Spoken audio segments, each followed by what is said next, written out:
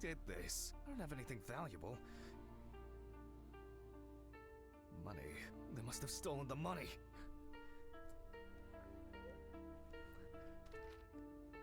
Fuck! Great. That's all I need. What if it was Red Pete?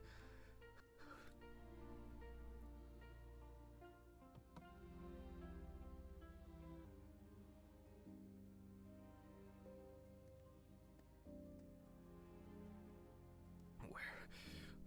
I need my pills. I can't get my thoughts together.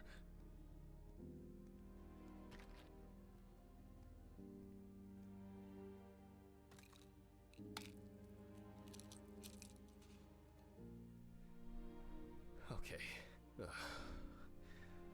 I'm gonna have to report this to the police. Christ. Why did the neighbors not report anything? I'm calling Steven.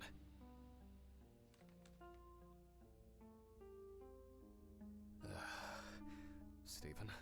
Now, Jack, I told you, I'm going for a drink with you for another night in a row. That's not why I'm ringing. Although I could do with one. Someone broke into my apartment. What? Did anyone see anything? Have you called the police yet? No, I don't think so. Anyway, no one contacted me. As for the police, I'm calling right now, officer. All right. Do you want me to head around? Look for any trace evidence? I don't know. No, I guess not. Honestly, I don't have the strength to deal with it right now. I just want to lie down. Are you sure? Because it's no trouble at all. I think so. I'm sorry. I just wanted to calm down a bit. I don't know. That's probably some stupid joke. Only money was stolen. Money? From Alice's box? Oh, fuck. Listen, I can come over. I have the key. I'll drop by, do what I need to do, and you go get some sleep. No, don't trouble yourself. Lately, I've been just so tired and distracted. I don't know. Maybe I forgot to close the apartment door on my way to work. If anything else is missing, I'll let you know and call the police. All right. Just make sure you close it tonight. If you see anything weird tomorrow, let me know. Whoever did this may be watching you. I don't think anyone is dumb enough to come back. You're probably right. Take care, Jack. If you need anything, call me. I promise I will. Thanks, Steven. Sorry to bother you again. I've just been all over the place lately. It's not a problem. Good night, Jack. Good night.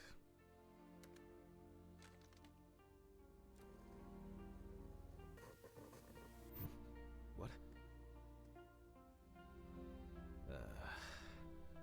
I guess I should clean this shit up.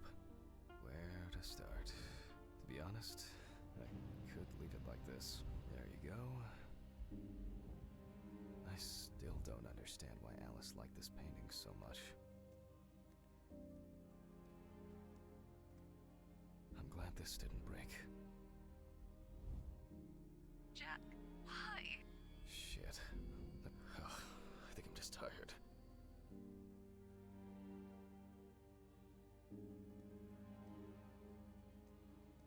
Maybe I could barricade the door with this.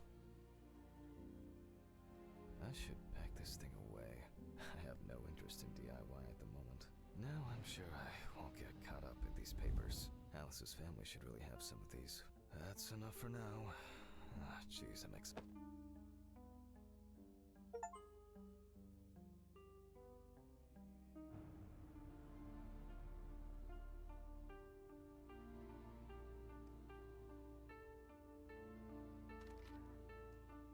Oh yeah, I should take my pills.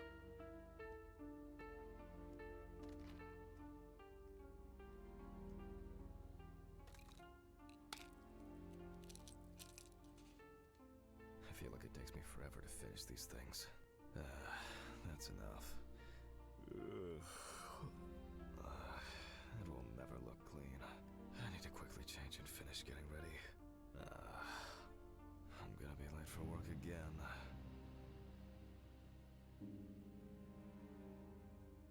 Got my keys, got my files. Check. Time to go. close the door properly, Jack. I'll ask the neighbors tomorrow if they saw anything suspicious.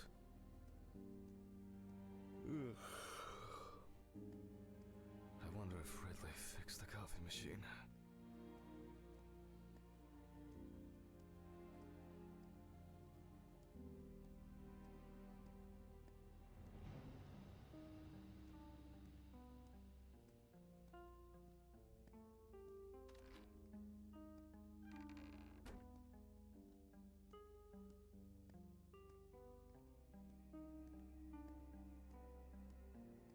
Maybe a bit optimistic.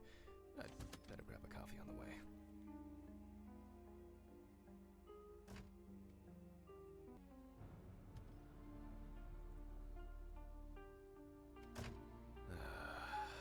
I'm exhausted. I wonder who Stephen brought in today.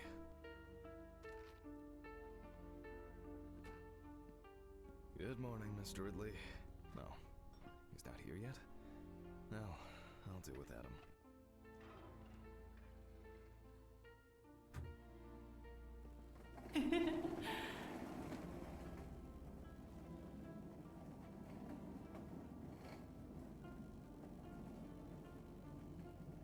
Almost there. Now for the tough part. The body needs to be moved. Where's Ridley when you need him? Alright. I just need some gloves and my apron. Then I can get to work.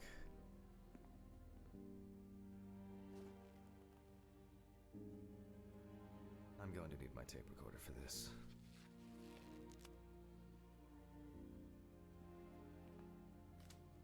Autopsy dated November 22nd, 1991. 7:32 p.m. Led by Dr. Jack Hanman. I begin by verifying the identity of the Jane Doe.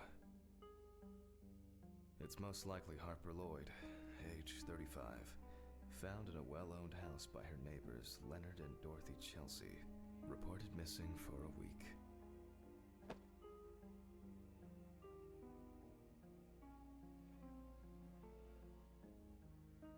It is also known that the deceased was diagnosed with affective bipolar disorder.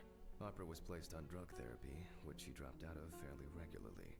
During her treatment, she was under the care of her common-law partner, Richard Benson, professional truck driver. The last person who had contact with the deceased was her partner. Harper's last message read as follows: "I'm gonna take a shit in their stupid well. Then we'll see who has the last laugh." Nice one. Police records also show that Mrs. Lloyd was in constant conflict with her neighbors. The constant parties and subsequent brawls made living in the area nearly impossible, especially when Lloyd's partner wasn't around. Firefighters found the body after the Chelsea family began complaining that their tap water tasted strange, and at one point had begun to smell and turn a dark color.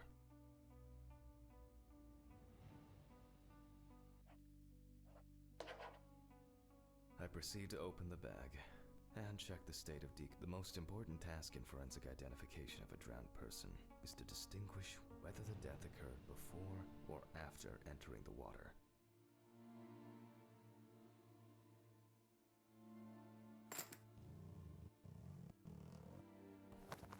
Okay, that could have been worse. I carefully removed the victim's clothes so as not to damage the skin. The deceased was one shoe is missing. I'm going to need the camera to document all possible suspicious marks.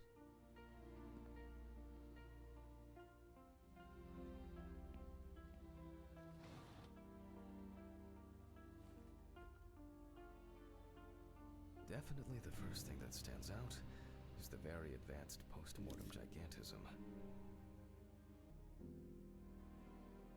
The skin of the deceased appears very delicate, smooth, and relaxed from being in the water for a long time. The whole body is extremely pale.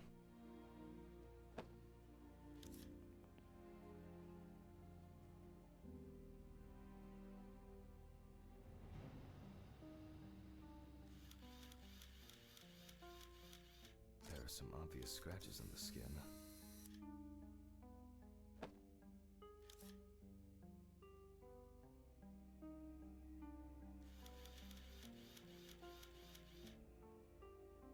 The skin on the hands can be easily separated from the body. The separation takes the form of a glove.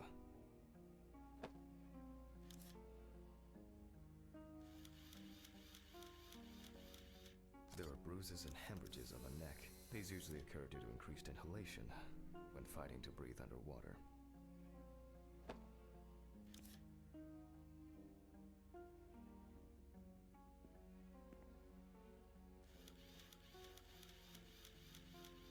The so-called washerwoman's skin on the feet. The deceased had indeed been in the water for a long time.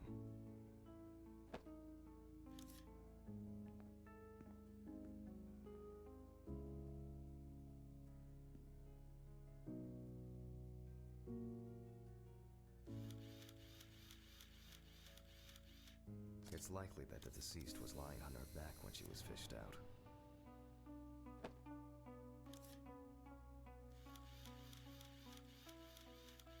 Post-mortem markings are seen on the underside of the body, that is, on the back, thighs, and calves of the deceased.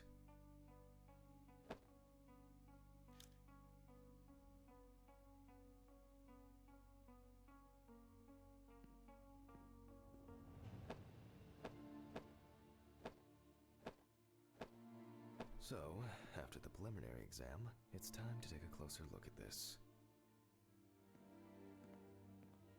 Today's date, the deceased was closed. Rigor mortis does not need to be checked. Based on the state of decay, you can be sure it has subsided.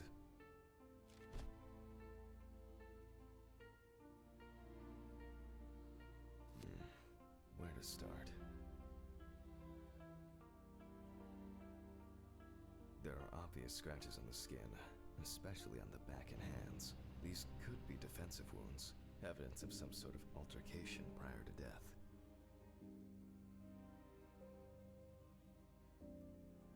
The spots have a purplish blue-red hue, which is a typical sign of the death of the organism.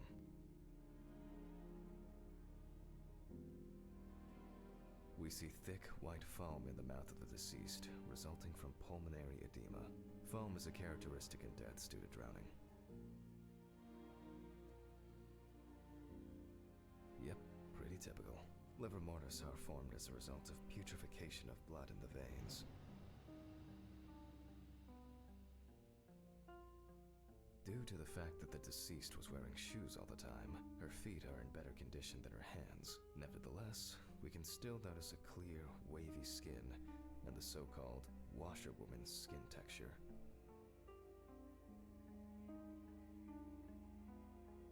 No obvious signs of struggle. The skin on the hands would have easily peeled away from the flesh. Some of the fingers have already lost their nails. Okay, that's probably enough to indicate a direction for further examination.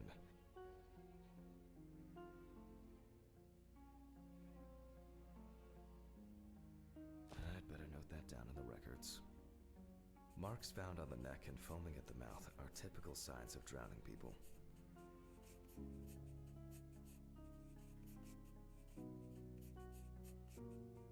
Those abrasions appear relatively fresh. No healing or scarring is visible. There doesn't seem to be anything unusual about this liver mortis.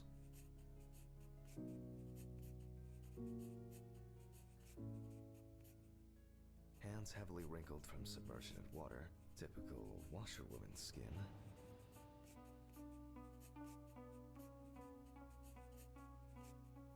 Diffuse spots are caused by blood rotting in the veins.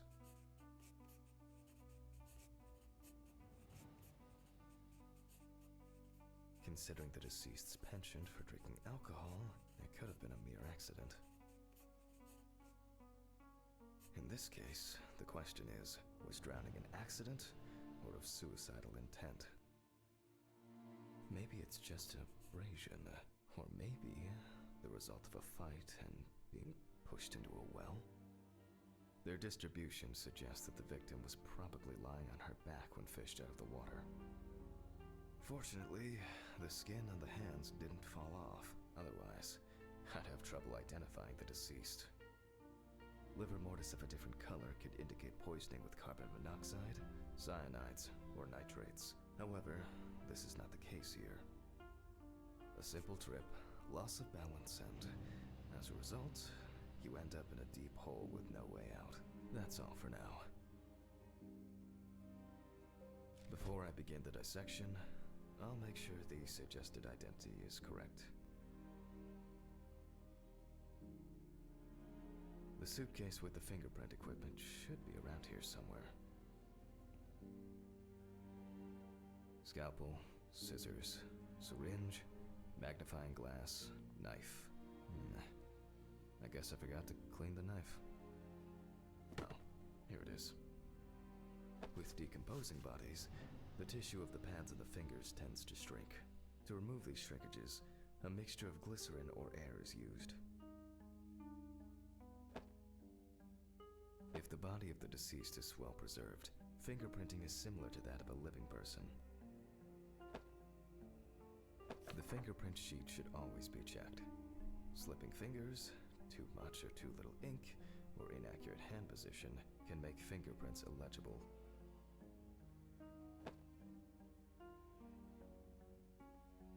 I'm going to conduct a dactyloscopic examination.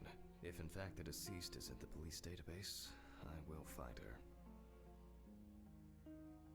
Glycerin is injected successively between the nail and the skin of each finger.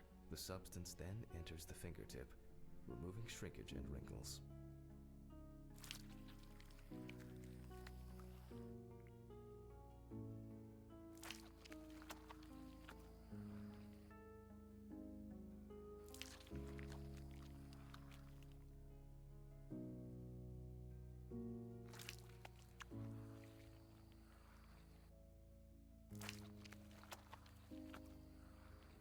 Now I take a brush. Only when the skin is taut and elastic can you use ink.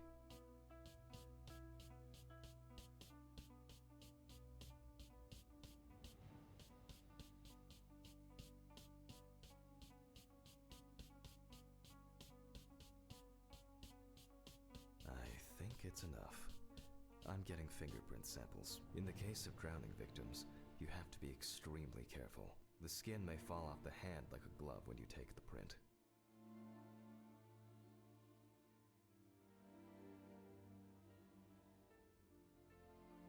I'll use the fax machine to add the print into the system.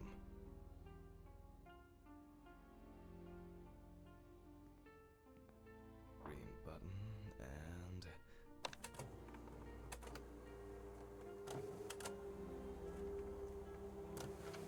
Once the data uploads, I'll run the prints against the police database on the computer. Great, the data is there. Click Upload. Now, go through the database and find a matching print. Expect possible hours of fun.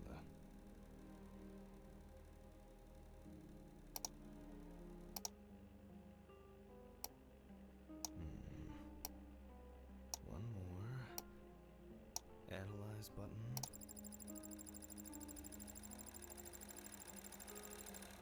And we have a result. Everyone has a story to tell, even if it's just a police record. So, as predicted, the deceased turned out to be Harper Lloyd. That went smoothly. I'll print this out and attach it to the medical records.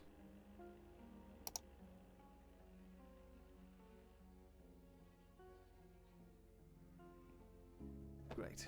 Now we can go back to my inspection.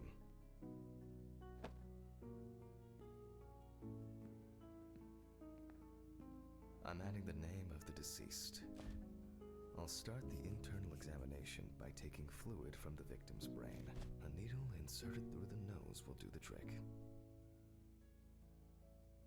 If the victim was alive when she fell into the well, she must have swallowed water fighting for her life, and then diatoms, characteristics of pooled water like a well, got into the body. In the meantime, I'll check the sample under the microscope. I'm sure that these algae traces will be found in the samples taken from the well where police found the body. Oh, Jesus.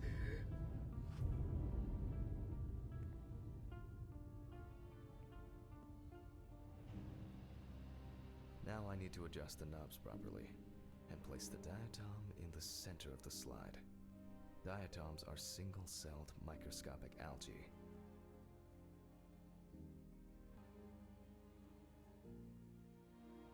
And perfect. It's not a dirty lip. And perfect. I won't even notice an army of diatoms from this distance. Great. This way I'll see if I'm dealing with a large concentration of these algae.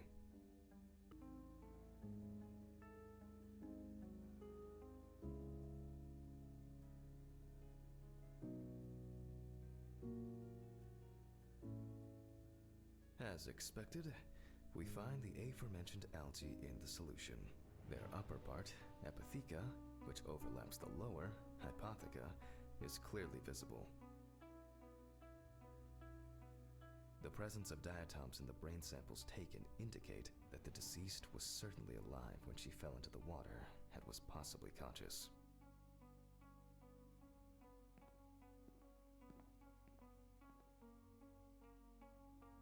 Since there were diatoms in the brain, it means that many more of them must have entered the body. Studies of the rest of the organs will most likely confirm this hypothesis. I can finally get to the practical part. I must be extra careful because the skin of the deceased is very stretched. I wouldn't want an explosion here.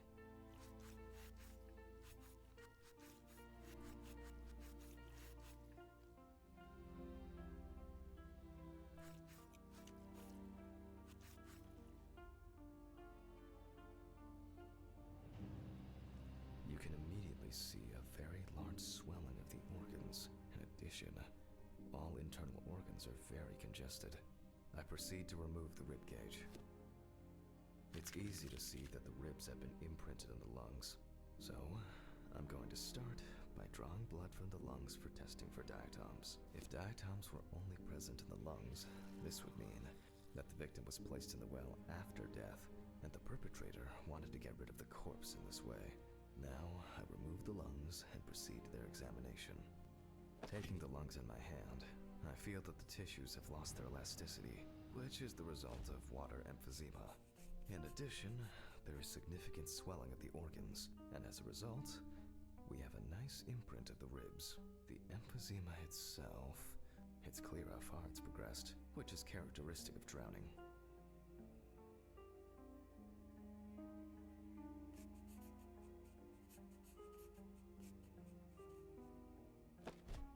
Corpses found in water are worth examining with a tomograph. However, I can't count on such luxuries, so I must reach for a more archaic technology. A bucket and water.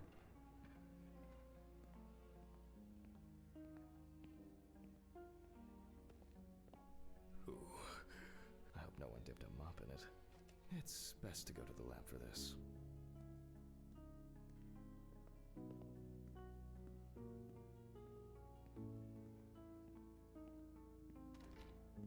Historically, the lung float test is used to detect infanticide. The water should be at room temperature.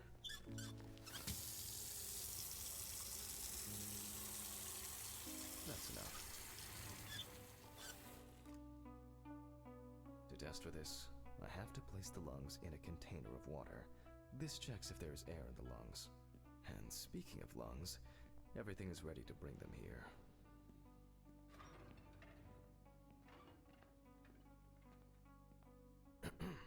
Of course, such a study isn't without flaws.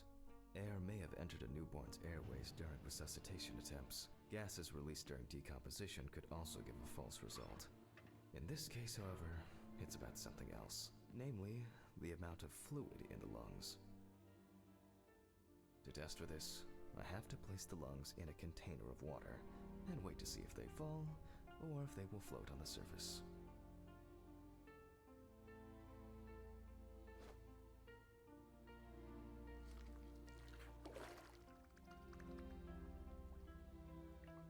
Just as I assumed, the lungs collapsed easily.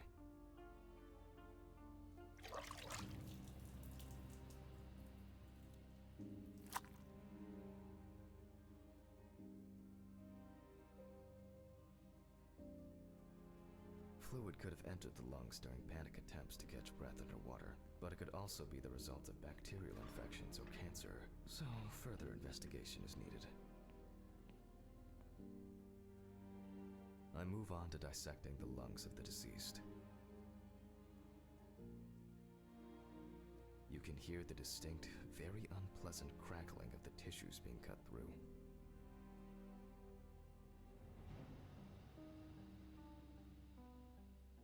The parenchyma is remarkably pale, although small hemorrhagic foci and petechia are present on the surface. All right. Now, I will check the collected fluid under a microscope. If we find 20 diatoms on the slide, it can be considered drowning, and our result is not false positive due to possible contaminations. The aperture... Oh, I'm finally starting to see something here. I won't even notice an army of diatoms. Great, it's not a dirty lens. And perfect.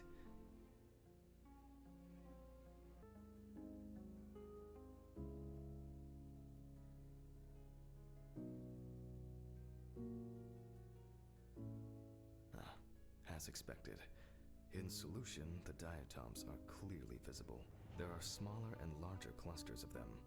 There will definitely be more than 20 of them. I'll make a note of all this. So far, this case looks pretty standard. It's clear from the beginning that it's drowning. Well, the procedure requires me to check everything anyway. So, I move on to checking the other organs. I ligate the heart, and then remove it for inspection. Strongly developed putrefactic hemolysis of the organ can be seen at first glance. Apart from that, no signs of a heart attack or other heart disease.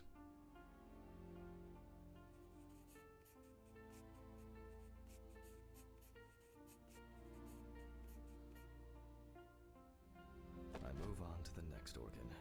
This time, it's the liver. It's immediately apparent that the deceased didn't care for herself. Like most organs, her liver is enlarged and severely congested. The beginnings of cirrhosis are visible in some areas. I transfer the organ to a board and proceed to dissect.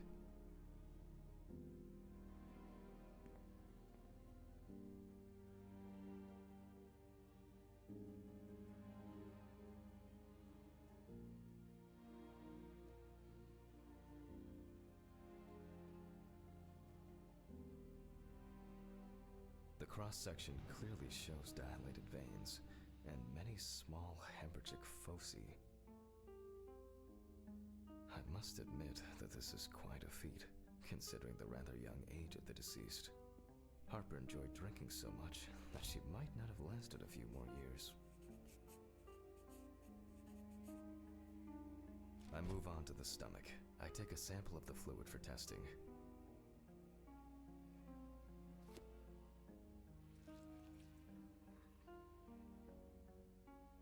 It looks very turbid. I'll see what happens after spinning, but that's in a moment. Now, I carefully ligate the organ, then cut it off. It's enlarged, probably full of putrid gases. I transfer it to the board and carefully open it, checking the contents.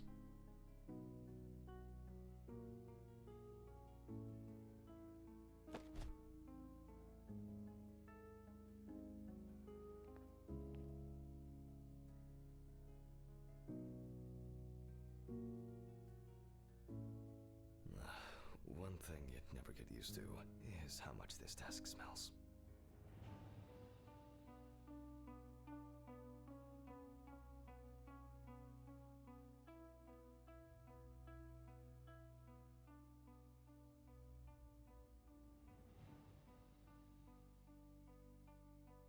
Okay, the stomach is full of fluid and unidentified organic matter, which is probably leftover food.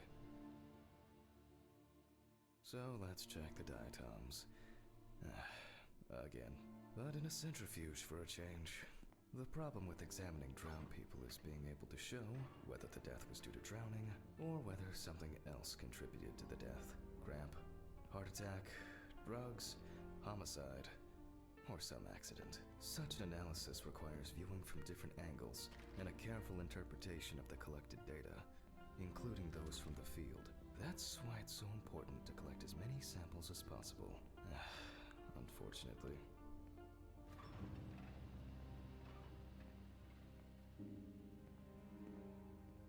Okay, this is one last little sample. Now, set.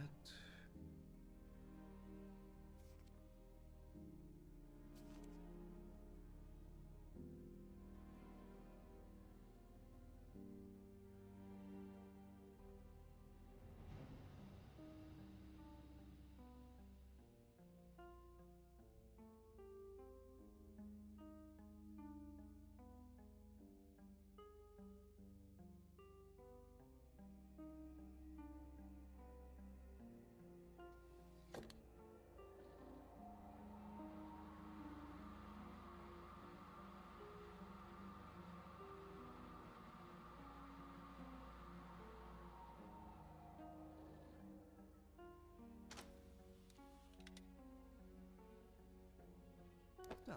I'll run it directly into the chromatograph and run it against the data from the police. I'm certain the analysis will show similarities between the fluid and water in Chelsea's well.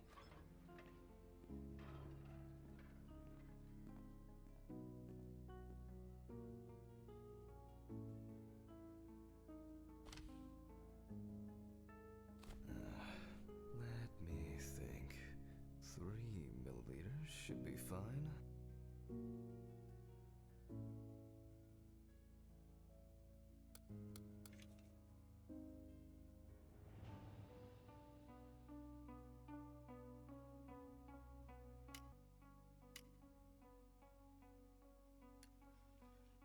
Okay, now it's the chromatograph's turn.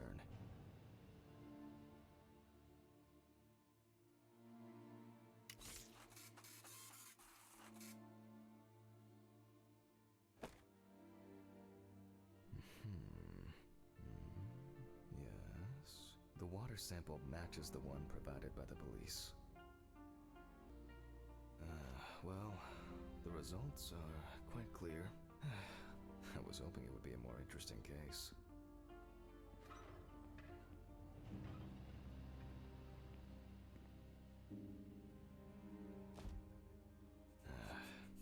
More diatoms. Analysis indicates the same origin. Blah, blah, blah. There's little left to do. I'm going to check the airway patency of the deceased. Interesting. Looks like there's something stuck in the trachea. I'm moving to the board for further inspection.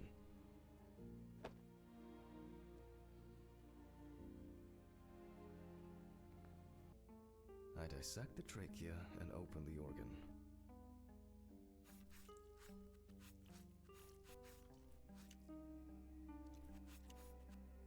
Inside, I find a wedding ring. This is based on the size. I can say that it's a woman's wedding ring, quite standard from the outside. There's an engraving inside.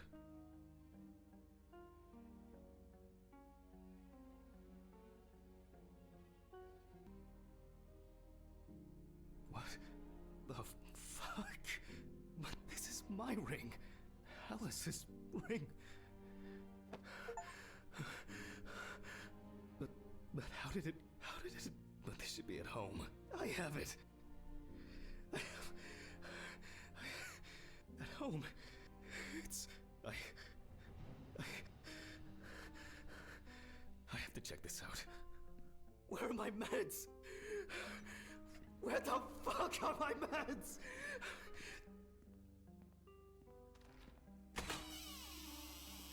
Jesus Christ! Hope these all make it go away.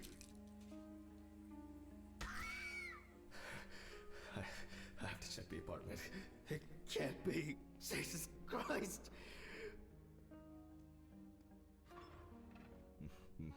Mr. Ridley, Mr. Ridley! What's all the ruckus? I need to go home. Immediately. What? Now? I have to. Have you seen anyone here this morning? Anybody suspicious? No, there was no one. Dorothy was, but only for a moment, then she left. What's wrong with you, Hammond? Okay. Thanks. What about the corpse? I'll come back, I promise. Jesus Christ!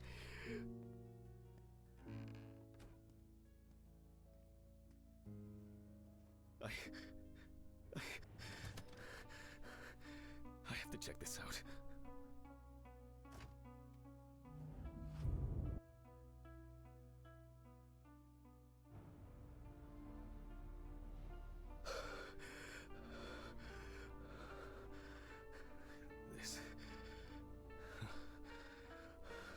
This can't be real.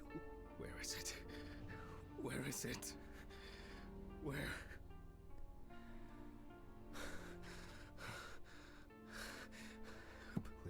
Please. It's not here. It's not. I need to go. This is sick. Fuck.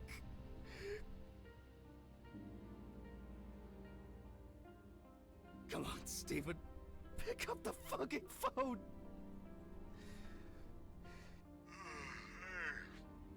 What's up, man? They took the ring. What? What ring? What are you talking about? They took the wedding ring. Alice's wedding ring. One sec. You mean burglary? You said nothing was missing. Yes, I know that. I don't know. I was jittery. Maybe I didn't notice. I don't know, but that's not the worst of it. Calm down, Jack. Breathe. What happened? I found it in the trachea of the deceased I was working on. Do you understand? I pulled it out of a dead woman's trachea. What? I don't know what's going on. You think Red Pete wants revenge? He's playing with me. Huh? I knew it. I knew it from the beginning this was going to happen. I didn't make it up! Jack, listen to me. Try to calm down. Don't leave the apartment. I'll be with you right away, okay? I'm on my way. What sane person would do something like that? How? And when? When the fuck? Fucking Ridley lets in whoever he likes as usual. What are you saying? Stephen? Don't leave me, man. Come on. Fuck. Oh, God, what now? Okay, just calm down. Just, Jesus. What's going on?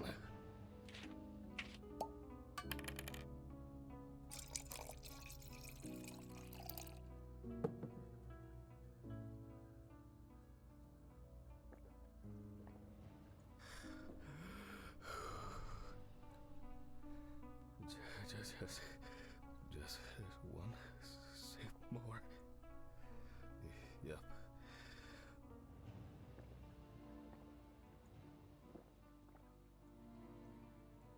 Jesus.